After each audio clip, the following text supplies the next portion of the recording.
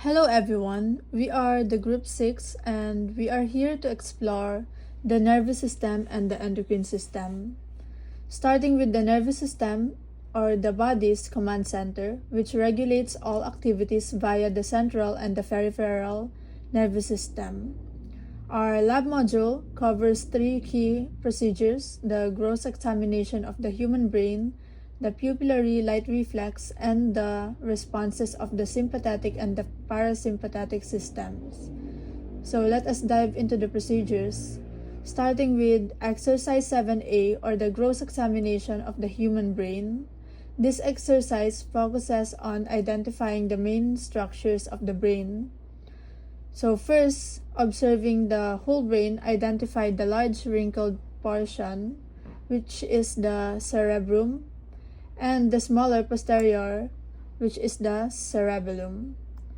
And second, we identify the four lobes of the cerebrum, starting with the frontal lobe, which is responsible for planning and personality, the parietal lobe for sensory processing, the temporal lobe, which is responsible for for hearing and memory, and the occipital lobe, responsible for vision. Third, we examine the surface features, which are the grooves called sulci and the folds called gyri. And lastly, fourth, we observe the mid-sagittal section, identify the corpus callosum and the brainstem, which controls the vital functions and consists of the midbrain, pons, and medulla. By completing this, we are able to identify the main parts of the brain and their general locations. Let's move on to the exercise 7B, pupillary light reflex. It assesses neurological function using pen light and an eye cover. The expected outcome is pupil constriction. For the preparation, sit the subject and note the initial pupil size. Next, shine a light towards the left eye. The pupil must constrict to protect the retina. While the light is still on in the left eye, observe the right pupil. The right pupil must also constrict. This indicates the reflex pathway is intact. Remove the light and observe both pupils dilate. This reflex helps us understand how the parasympathetic nervous system controls light entry into the eye. Hey there everyone! For this exercise, we will be tackling about the response of the sympathetic and parasympathetic nervous system. So for the introduction, this exercise demonstrates the opposing actions of the sympathetic and parasympathetic system using a pulse oximeter and sphygmomanometer. So for this one, we'll be using the stopwatch, a pulse oximeter, and a sphygmomanometer. For the first procedures, we will be selecting one member of the group to be subject of the exercise. It is important that the subject selected has not undergone any strenuous physical activity prior to this exercise. So, we will instruct the subject to sit down for 2 minutes, and afterwards we will be recording the following measurements: the pulse rate, blood pressure, and respiratory rate. For the respiratory rate, we will count the number of breaths per minute using a stopwatch, and we will observe the rise and fall of the chest with one cycle counted as one breath. For the next one, a paper containing multiplication questions will be handed to the subjects and instruct the subjects to answer as many multiplication questions as possible in 2 minutes without the aid of a calculator. And immediately afterwards, we will be measuring the pulse rate, blood pressure, and again the respiratory rate. For the last one, we will be instruct the subject to close their eyes and take a deep breath for 10 minutes. And afterwards, we will be measuring the aforementioned parameters. So, why we do this experiment?